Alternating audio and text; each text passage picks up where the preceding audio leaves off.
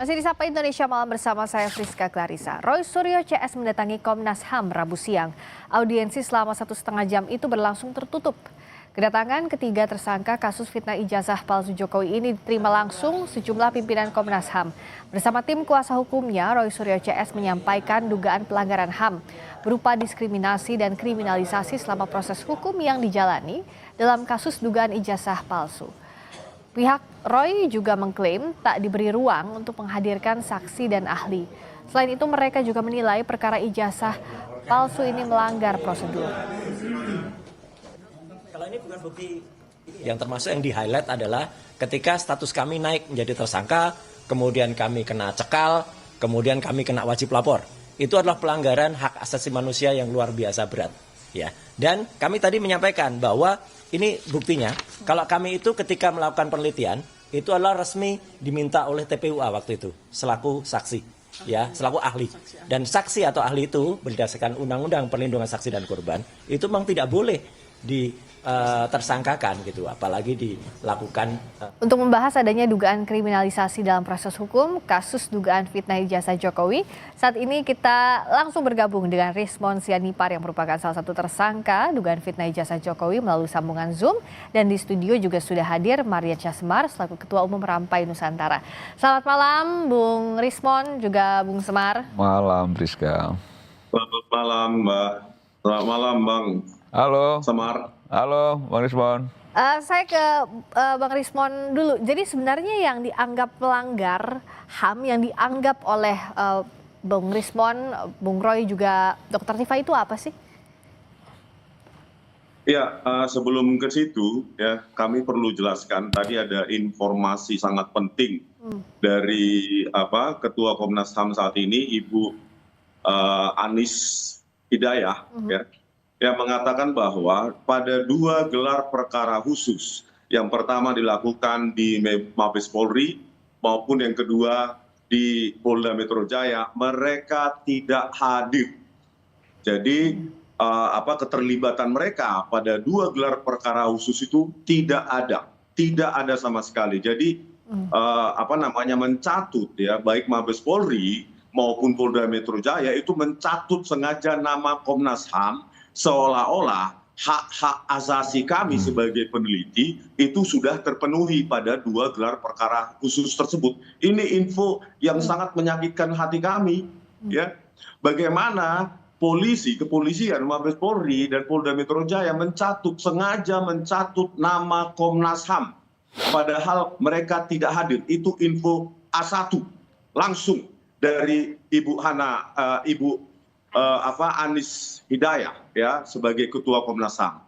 Yang kedua, apa yang kami laporkan adalah bagaimana relasi kuasa yang terjadi pada pertemuan ya Bang Egy Sujana pada 8 Januari di Solo. Itu bisa Pak Jokowi sebagai pelapor memerintahkan kepolisian ya dalam hal ini di Reskrimum Polda Metro Jaya langsung ada di sana, yaitu Kombes Iman Imanuddin dan orang yang memeriksa kami, yaitu Kepala Unit Kamnek 5, Ibtu Rosadi, ada di sana. Langsung diperintah-perintah seperti itu. Terus di mana? Ini kan penyidikan ini sangat bias.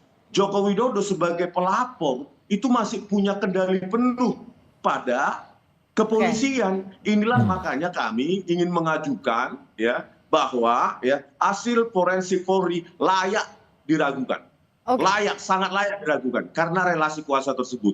Ya, oleh karena itu kami ingin lab for luar negeri agar tidak bisa diintervensi. Ada di Singapura, ada di Jepang, ada di Korea Selatan, ada di Australia. Jadi Anda meragukan hasil dari lapor Polri tadi menganggap kalau Bung Rismon ada relasi kuasa, termasuk juga ada temuan kalau dari informasi yang didapatkan Bung Rismon tidak ada Komnas HAM pada saat gelar perkara khusus. Silakan Bung Semar. Ya, pertama saya mau respon begini ya, kalau dianggap Pak Jokowi itu memiliki kendali terhadap kepolisian, mungkin Bang Rismon dan kawan-kawan nggak cuma belakangan ini jadi tersangka, dari awal juga sudah bisa jadi tersangka. Dan sekarang juga udah dilakukan penahanan ya. Karena memang kita lihat sejak awal kan on the track ya, kepolisian sudah cukup profesional dan proporsional dalam menangani perkara ini yang sudah menjadi perhatian publik. Jadi kan sekarang Roy Suryo dan kawan-kawan termasuk Bang Rismon itu mencoba untuk melakukan perjuangan membela dirinya ke Komnas HAM dan lain sebagainya, silakan saja, itu haknya ya.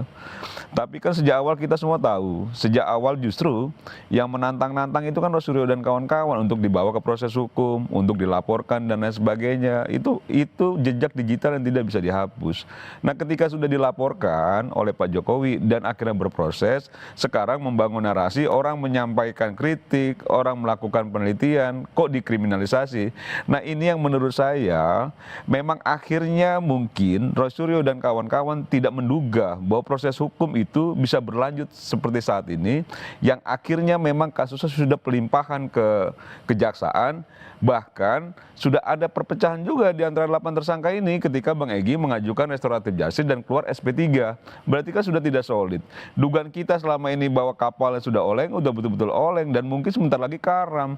Nah, tinggal lagi sekarang bagaimana orang-orang yang memang masih mendapatkan ancaman hukuman pidana ketika ini berproses secara pengadilan, itu kan ingin coba untuk membela dirinya. Dan silakan saja, tapi jangan juga ketika polisi tidak melakukan penahanan ketika diperiksa dulu, Bang Rismon dan kawan-kawan menyatakan provisi sangat baik, sangat profesional dan lain sebagainya. Sekarang ketika tidak menguntungkan, menganggap polisi dikooptasi, polisi itu masih pengaruh Pak Jokowi. Ini yang menurut saya narasi-narasi yang dibangun, narasi-narasi yang sesat ke publik dan sebenarnya akhirnya mengganggu juga gitu ya kondusivitas yang secara akal sehat itu sudah tidak masuk akal ya. Bung Rismon tadi meragukan adanya relasi kuasa dalam proses restoratif justice-nya Bang Egy dan juga Bang Damai. Tapi untuk kasus yang klaster Anda yang dilimpahkan ke kejaksaan, Anda melihat prosesnya sudah sesuai dengan jalurnya, sudah on the track atau tidak? Sesaat lagi di Sapa Indonesia Malam kita bahas. Masih bergabung Rizwan Sianipar, salah satu tersangka dugaan fitnah ijazah Jokowi, dan juga Mardiansyah Semar selaku Ketua Umum Rampai Nusantara. Bung Rizwan, kalau dalam kasus Anda yang masih bergulir sekarang di kejaksaan, itu sudah sesuai dengan hak asasi belum? Iya, itu juga yang bagian dari yang kami laporkan tadi ke Komnas HAM, bahwa ya bagi kami pelimpahan berkas ke kejaksaan itu terlalu prematur karena Kenapa? sempat Polda Metro Jaya menjanjikan kepada kami bahwa ahli kami dan saksi added charge kami itu diperiksa dulu, begitu loh. Karena kita pertanyakan bagaimana mungkin ini terkait dengan manipulasi digital yang dituduhkan kepada kami, itu kan dituduhkan hanya karena 5 ahli yang diperiksa oleh Polda Metro Jaya. Sementara kami juga memiliki 5 ahli untuk men-challenge itu. Ya, seperti Profesor Dr. Tono Saksono, seperti Profesor Henry Subiakto, Dr. Rido Ramdhani, belum juga dengan Dr. Leoni dan lainnya. Jadi harusnya Polda Metro Jaya melengkapi itu dulu, mendengarkan ahli dari kami, bukan hanya sepihak 5 ahli forensik digital yang memvonis kami memanipulasi dan menuduh kami dengan sangkaan pasal 32 dan 35 Undang-Undang ITE tanpa mendengar ahli dari kami, dan secara prematur dan tanpa dasar ya di Reskrimum Polda Metro Jaya ya Kombes Imanuddin menuduh buku Jokowi's White Paper itu tidak ilmiah. Apa dasarnya? Gitu loh. Yang kedua ya. Ya, Bung Rismon, silakan. Ya, yang kedua, bagaimana mungkin ya itu langsung diberikan setelah itu hanya beberapa hari setelah Bang Egy Sujana itu mendapatkan restu untuk RJ dari Pak Joko Widodo. Ini kan sangat dekat, korelasi antar relasi kuasa itu kan sangat tercium di sini. Ya. Jadi itu yang mau kami sampaikan. Iya, tadi timeline itu dianggap semakin menguatkan adanya relasi kuasa dan dianggap tidak diberikan kesempatan yang setara untuk Bung Roy Suryo CS. Enggak lah, sejak awal juga kan menurut saya ya sudah cukup diberi ruang lah buat Roy Suryo dan kawan-kawan dalam proses hukum yang kemarin. Apa bandingannya bahwa itu memang sudah fair dilakukan? Ya sekarang begini, ini kan kasus yang sangat sederhana sebenarnya. Kasus ketika dituding oleh Roy Suryo dan kawan-kawan termasuk Bang Rismon bahwa ijazah Pak Jokowi palsu, itu lalu dilaporkan oleh Pak Jokowi karena merasa bahwa itu tidak benar, itu fitnah. Ijazah Pak Jokowi asli. Dan itu yang akhirnya dilaporkan secara hukum. Nah ini soal yang sangat sederhana sekali, apalagi alat ujinya Roy Suryo dan kawan-kawan, Bang Rismon itu alat ujinya bukan ijazah langsung Pak Jokowi, ijazah yang diambil dari medsos. Gitu loh, udah jelas itu ijazah fotokopian, ijazah yang dikopi, diteliti, itu kan sudah masuk unsur pidananya. Kalau kita bicara soal tindak pidana, selesai situ. Tapi karena memang ini terlalu banyak ya drama-dramanya, terlalu bising, terlalu gaduh, sehingga akhirnya polisi melihat bahwa ini perlu didudukkan sebaik-baiknya kasus ini. Dan itu dilakukan. Misalnya ada beberapa yang diminta sama Roy Suryo dan kawan-kawan kan juga diakomodir, kan begitu ya. Misalnya apa? Gelar perkara khusus dan lain-lain itu kan juga diakomodir. Nah ini yang menurut saya ketika tidak menguntungkan akhirnya menuding-nuding polisi tidak profesional, ada relasi kuasa. Pak Jokowi kalau memang dianggap punya kekuasaan penuh terhadap kepolisian pada saat ini yang beliau sudah pensiun ya, sudah tidak lagi menjabat, mungkin itu bisa dibuktikan bahwa tersangkanya nggak baru kemarin dari awal. Pilih-pilih Bang Risman kalau ada yang dianggap tidak menguntungkan, dianggapnya itu nggak fair, seperti yang ditudingkan oleh Bung Semar tadi. Ya, saya mau menanggapi ya bahwa ini kasus ringan, kasus sepele, ini kasus susah, kasus rumit. Kenapa? Bagaimana ya? Kenapa? Manipulasi digital itu kan harus ditentukan, dibuat secara spesifik mana yang kami manipulasi, bagaimana metode kami, disebutkan itu manipulasi. Ini kan perlu pandangan dua ahli ya, baik dari pihak Pak Jokowi atau pihak Polri maupun pihak kami. Ini bukan masalah sepele, Bang Semar. Ya, Anda mungkin nggak paham bidang ini. Bagaimana nggak sepele? Kalian mengklaim bahwa melakukan penelitian secara ilmiah, tapi alat ujinya aja, alat uji bukan milik Pak Jokowi. Bukan ijazah yang memang dipegang Pak Jokowi, tapi dari medsos. Dari mana, akal sehat mana yang bisa meyakini bahwa itu ilmiah, Bang? Dari mana, Bang? Oke, Bang Rismon dilanjutkan, Bang Rismon. Bagaimana Abang bilang ini nggak sepele gitu loh? Kalau alat uji Abang itu ijazahnya Pak Jokowi ya diizinkan untuk diteliti dan akhirnya hasilnya itu memang dicurigai itu palsu, itu boleh Abang bicara palsu. Dijawab dulu, Bang Rismon, silakan. Ini fotokopian yang Abang jadi alat uji. Silakan Bang Rismon, dijawab.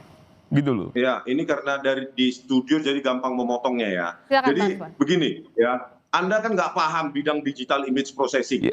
Yang kami ajukan adalah ahli-ahli di bidang itu. Apakah di dalam video-video YouTube saya maupun di yang tertulis. Mau ahli apapun Bang, alat ujinya harus benar gitu loh. Jawab itu dulu, Bang Rismon. Tidak ilmiah dan mana yang salah. Dan ahli-ahli kami akan membantah itu. Oleh karena itu, ini sepihak dituduhkan kepada kami melakukan manipulasi digital. Karena hanya mendengar pihak yang menyatakan kami memanipulasi. Sementara pihak yang mengatakan kami melakukan dengan metode ilmiah yang sangat baku dalam digital image processing, itu tidak didengarkan. Begitu loh. Di situ pentingnya. Yang kedua, ya, masalah perpecahan. Siapa bilang pecah? Justru Pak Jokowi memecah. Sebelumnya mengatakan bahwa ini akan secara bermartabat diselesaikan di persidangan. Tetapi kenapa itu diberikan restoratif justice dan SP3 hanya 2 orang? Itu kan sengaja pemecahan belahan itu. Ya karena itu mengajukan Bang, restoratif justice itu kesepakatan dua pihak gitu loh. Oke. Yang ketiga, kenapa sekarang ya beberapa atau sejumlah yang relawan Jokowi atau pro Jokowi itu menggoda ya, secara verbal untuk kami melakukan hal yang sama. Nggak usah Bang, nggak usah Bang, Mereka di pengadilan aja, nggak usah tergoda Bang. Di pengadilan. Iyalah, nggak usah lah. Kita pengen juga ngeliat Abang ditahan sama Roy Suryo dan kawan-kawan itu. Lanjutkan lu Bung Rismon. Memang ada ajakan, memang ada godaan untuk Bung Rismon damai. Abang jauh lebih nggak ilmiah, Abang tuh tong kosong nyari bunyinya. Terlalu berisik tapi nggak ada isi Bang. Saya bicara tentang ilmiah gitu. Ilmiah apa? Alat uji Abang fotokopian kok ilmiah? Dari mana akal sehatnya? Alat ujinya bukan ijazah Pak Jokowi, Abang klaim itu palsu. Dari mana ilmiahnya, Saya Bang? sejak tahun 2002 Dari mana? Dari sudah uploadan menulis Abang jurnal ambil di gitu UGM. loh. Anda Tapi belum Abang sudah pernah. berani melakukan Gitu loh. statement Tapi Anda ke publik berani bahwa itu menilai orang. palsu ilmiah dari mana? Oke. Rasionalitas kita keganggu Oke, dengan Abang oke. mengklaim penelitian Tadi sudah ilmiah. diberikan Dari kesempatan. mana itu? Oke, kalau dari Bung Kecuali Semar ijazah Pak bilangnya- Jokowi jadi Oke, dasar Abang Bung teliti. Semar bilang ini nggak Fotokopian ilmiah, tapi Abang kalau dari Bung teliti. Rismon ini menganggap Bagaimana harus dibuktikan ceritanya karena ilmiah? batu ujinya ilmiah. Terakhir Bung Rismon, Tong kosong artinya nyari apakah bunyinya kalau dari ini. pihak Cuma berisik Anda? tapi nggak ada isi. Oke, Bung Semar, dari Bung Rismon, apakah tetap akan lanjut ke pengadilan? Pengadilan Saja? lah kalau berani. Ini siapa ya menuduh saya tanpa isi ya? Iya. Anda pernah nulis jurnal nggak? Nulis saya. Nah, karyamu apa? Oke, Enggak. Gitu. baik. Jangan dengan enteng Anda menuduh-nuduh. Tong kosong nyari bunyinya, Bang. Abang Oke. terlalu berisik, Baik, tapi baik. mengklaim diri Abang peneliti ilmiah dan Nah, sebagai sekarang- alat uji Abang aja nggak benar. Oke, sekarang- Gitu loh. Jadi Sekarang jangan kalau saling juga tuding Abang di sini- seakan-akan besar Oke, Bung sendiri Semar, gitu loh. Bung Rismon, Abang juga kalau siapa sekarang memang? saling tuding di sini pasti nggak akan selesai juga. Tapi Iya. tadi ditegaskan oleh Bung Rismon tidak ada damai, tapi akan lanjut ke pengadilan Lanjut begitu ya. pengadilan gitu loh dan bersiap Baik. diri. Makanya Kalau jangan nanti menggoda-goda divonis jangan lagi menuding Oke. adanya Baik. ada yang dipengaruhi pengadilan segala Baik. macam sudah lah. Dari awal kan Oke. gagah berproses Baik. hukum, Baik, berproses Bung secara Rismon, hukum. baik juga Bung Gitu Semar. loh. Nanti kalau divonis di pengadilan harus Baik. juga diterima Sudah gitu loh. langsung saja nanti kita Jangan akan juga lihat kita tuh, disalahin jadi proses semua- hukumnya Jangan masih pernah berlangsung. ngomong gitu loh. Kita sama-sama hormati proses hukum yang sekarang berlangsung. Iyalah. Terima kasih Bung Rismon, terima kasih Jangan juga Bung seolah-olah Semar. digoda, nggak ada Sampai yang jumpa goda. lagi kita lihat perkembangan kasusnya.